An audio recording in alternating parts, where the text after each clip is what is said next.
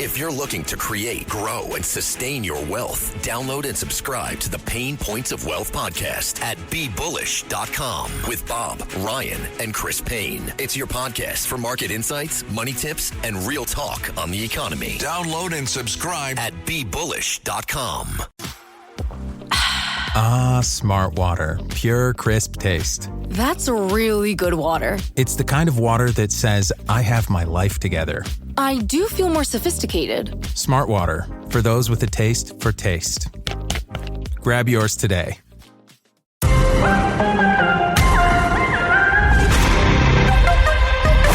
It's the Joe Concha Tunnel to Towers Foundation Sunday morning show. Now, here's Joe Concha.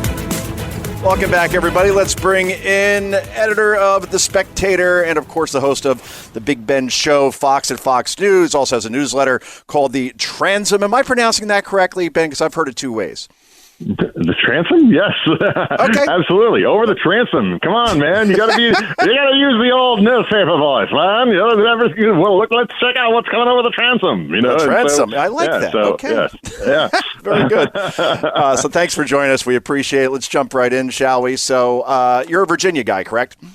I am. I have lived in Virginia since I was 9 years old, the great Commonwealth, mother of presidents. And man, is its politics crazy right now. It is pretty nuts.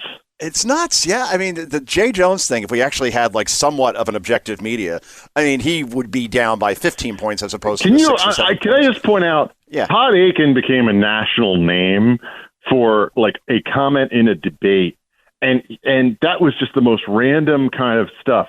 This guy literally was calling for the death of the Speaker of the House, who he served with, and then suggesting that the best thing to happen would be to have that person's children also die, and only if the mother was holding them in her arms would they have some kind of political change, saying that this 2- and 5-year-old, by the way, I have a 2- and 5-year-old, were little fascists being raised by these Republicans.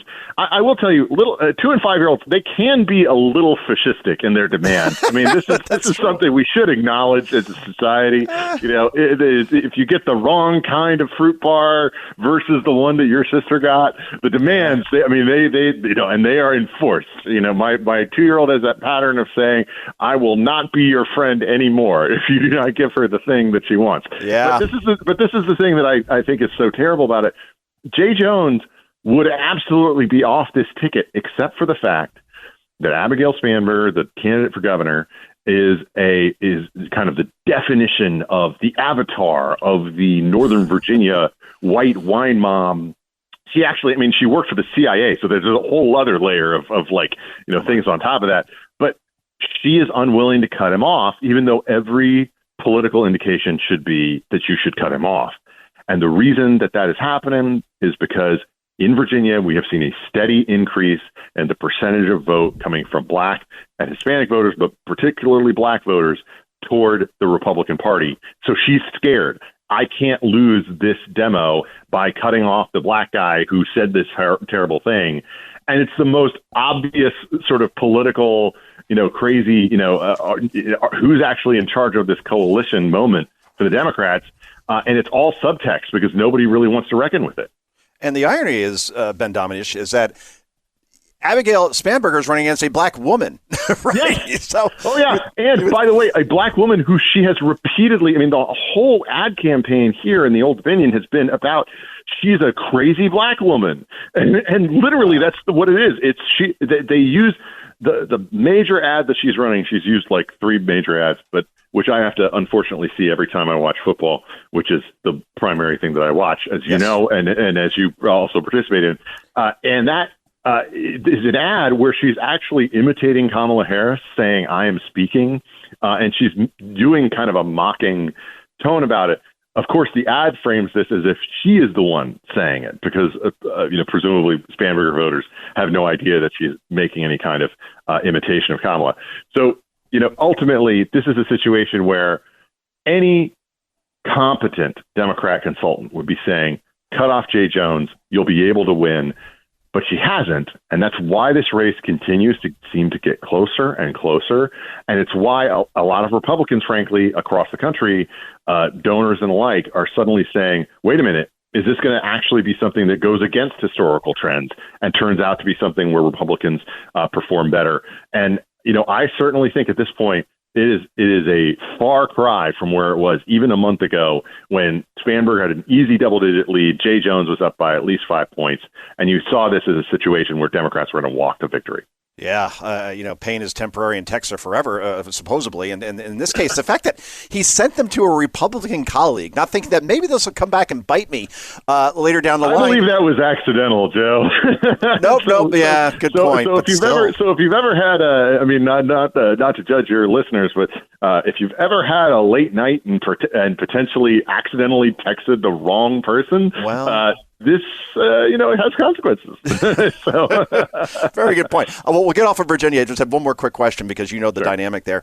Glenn Youngkin is still relatively popular there, right? He's in the 50s in approval. I think I've seen. He's very popular, and quite frankly, the reason that it doesn't transfer is because in Virginia, and people may know this, we have this very odd rule where governors can't run for re-election. Yeah. That means that as soon as you win the governorship, now lieutenant governors and attorney generals, they can, but as soon as you win the governorship, you're effectively a lame duck. Youngkin has supported, obviously, Sears, and he has, campaigned and supported her, and has been, someone who is out there. But at the same time, it seems like he's someone who probably has his eyes on challenging for one of the Senate seats.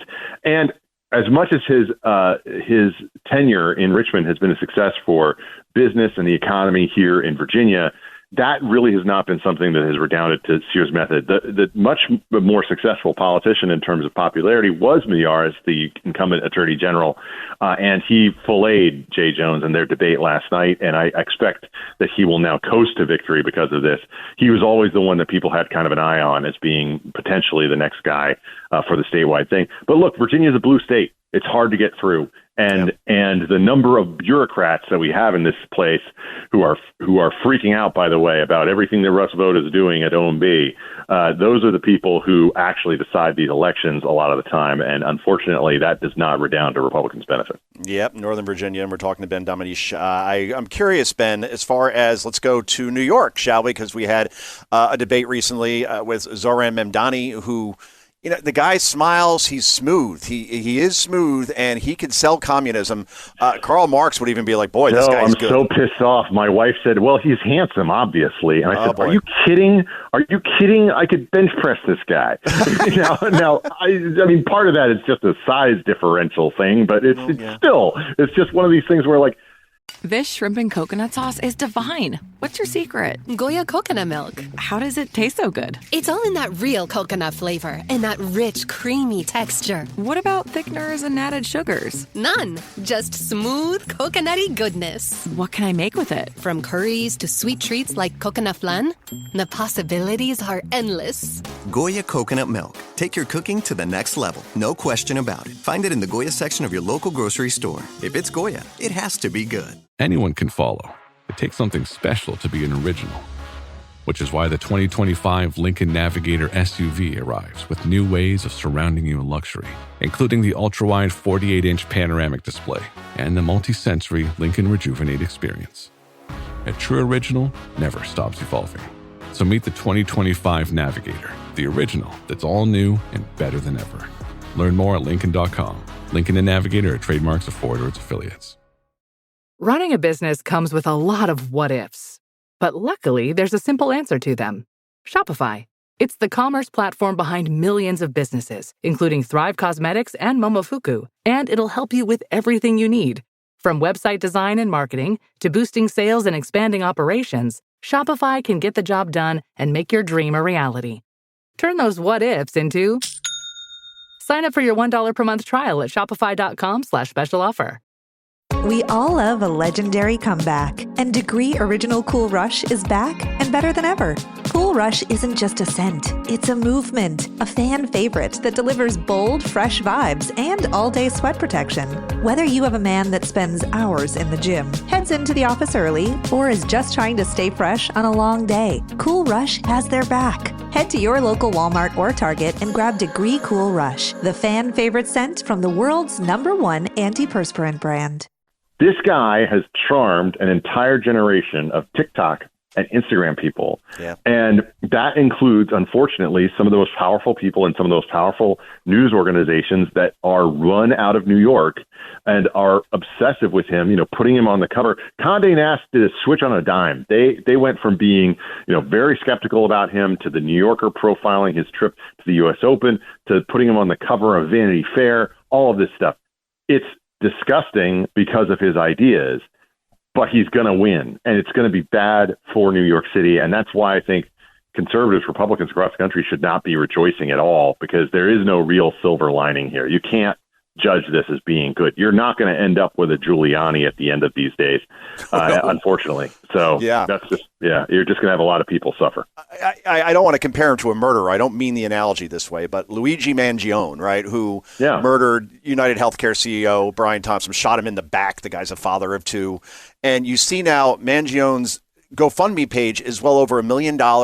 You have women putting out social media posts saying that they want to marry the AI version of Luigi. And again, this is a cold-blooded killer and coward, and yet he's somehow become like somewhat of this star. And Mamdani, same thing. I mean, the guy called the entire NYPD racist and xenophobic. He's given away all this free stuff and really has no clue how to pay for it, because the minute he starts to raise taxes the way he wants to, U-Haul's going to need a bigger fleet, because everybody's going to go to Tennessee, Texas, Florida, where there are no income taxes. And I'll let you jump in here. But they're romanticizing this guy when he's actually, I'm not using hyperbole here, he's dangerous. Well, this is the thing, and people always seem to fall for this stupid stunt that the socialists and the Marxists always pull. And I do believe, he actually does qualify. There's some people throw out communists. This guy does actually qualify. If you look at his resume and his record. This is the thing. You don't think you're rich, but you are. If you're in the middle class, in the standards of the world, you are rich. By the definition of socialism, if you are a middle-class person in America, you are rich, and especially if you are a middle-class person in New York City. So guess what? You're not going to be able to pay for these things, charging millionaires and billionaires as much as, we love to hear Bernie say, billionaires and billionaires. But it's one of these things where the simple fact that he is not going to be able to explain at any point in this campaign how he's going to pay for these things. He just basically acts like an all-rounding error. And instead, what you're going to see is exactly what you're talking about. People who have the ability to move will move. And guess what? That has only increased in the post-COVID era. It has only increased in the era where people can work from home, where they don't have to live in the city, where you've seen all of these downtowns dry up. And guess what? You cannot take so much blood out of these industries without seeing their people flee. California learned that the hard way. Okay, they went after the Silicon Valley, they went after the Golden Goose, they went after the different billionaires and folks out there who they thought they could charge with all of their leftist programs forever. And guess what? They uprooted and they went to Texas, and they went to Florida, and they went to a lot of other places. And so I think you're going to see the same thing happen in New York City, which I think is a shame, because I think it's a great city. And I wish that they had some more people in there who would understand that social workers on the subway are a lot less helpful than cops. That's such a great point. And we're talking to Ben Domenech. As far as the Texas Stock Exchange just got approval, like federal approval. So like literally the stock exchange may be more prevalent in Texas than it will be in New York. And you're so right about downtown being dried up. I mean, I used to go out down there during my single days, and it was bustling because it was all like, Wall Street guys, and just in general, a lot of businesses down there now, like half the bars that I used to go to are gone because there is no walk-in traffic anymore. Pour one out for the Joe Concha bars that have disappeared. I mean, no, but this is I actually Regal think Beagle is gone. I truly sympathize with you on this, because look, some conservatives are of the ilk that they say, I don't like New York City, whatever, they're just a bunch of lefties, that kind of thing. No, I want it to be a great city. I want American cities to be great cities. I want them to be run by people who actually care about the people who live and work there. And I want them to be run under a system of law and order. And that's what we've seen work for New York City in the past. Yeah. But then they start to view that as being something that is automatic, and this luxury good of socialism comes along, and they are wooed by it and through the same methods that they use to consume all media these days. It seems like, Joe, as a media reporter, this. The media is not the media. The media is the streams. And that is all that they're doing, doom scrolling all day long and saying, "Oh, that Mamdani guy, he's cute. We should definitely vote for him." He'll figure it out. True. Failed rapper. He'll figure it out. Yeah, right. That's right. He was a rapper as well. And the thing that just bothers me most about him, well, there's like about 1,000 things that bother me most about him. But even last night, earlier in the week, he used as a litmus test for Andrew Cuomo, asking him, how many mosques have you visited? It's like, that's the litmus test now for New York mayor? Because, I don't know, 9/11 was just 24 years ago, and just saying. Remember that whole never forget thing that people made fun of? Yeah. It's funny how that happened. That's true. It's funny in a sad way, in a dark way, but it is true. And this is the thing. This guy, his plans for New York City are going to be so much more radical than people seem to understand. He is, and this is in no way fear-mongering. Just take him at his word. Take him at the words that he used before he ended up falling backwards into this Democratic nomination and essentially the automatic path to being the next mayor. And that, I think, is something that you have to view as being the truth about what he believes. He's going to run away from it. He's going to try to hide from it. He's going to try to dance around it. But the end result is going to be bad for the people of New York City. And I hate that because I love the people there just as I love all my fellow Americans. I'm with you on that. I'll get you out in 30 seconds. That is my promise. So you have a 2 and a 5-year-old. All right. So Megan went from I'm never getting married, I'm never having kids, Megan McCain, of course, your wife, to now, a baby machine. We could be looking at like another Rachel Campos Duffy kind of situation. Oh, 9 kids. God. I'll give you the final 15 seconds. So you're saying that. She's well into third trimester right now, Joe, of our third, and the first boy. And I just have to say, look, I love women. They're wonderful, wonderful people.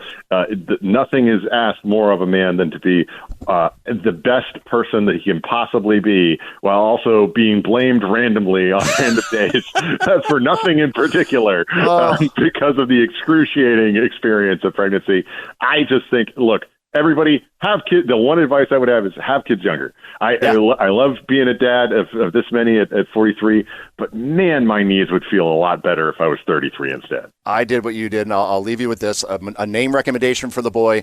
Let's go Brandon. Let's go, Brandon. What do you think? Or Karen if it was a girl, but, Brandon, sure. All right, we'll leave it there. You got to go. I don't think I'm going to take that advice. All right, well done. Get to your next interview. We really appreciate you joining us, Ben, and we will talk to you soon. Hi to Megan, and hi to Cindy, and we'll enjoy the rest of your weekend. Thank you, Joe. Thanks for listening. The Joe Concha Tunnel to Towers Foundation Sunday Morning Show. You can hear the Joe Concha Tunnel to Towers Foundation Sunday Morning Show. Sunday mornings at 10. If you like the podcast, share it with your friends and listen anytime at WABCRadio.com and download the WABC Radio app. Hit that subscribe button on all major podcast platforms. Plus, follow WABC on social on Instagram, TikTok, Facebook, and X. See you next time for a new episode, so you never have to wonder, what the heck is going on here? If you're looking to create, grow, and sustain your wealth, download and subscribe to the Pain Points of Wealth podcast at BeBullish.com with Bob, Ryan, and Chris Payne. It's your podcast for market insights, money tips, and real talk on the economy. Download and subscribe at BeBullish.com.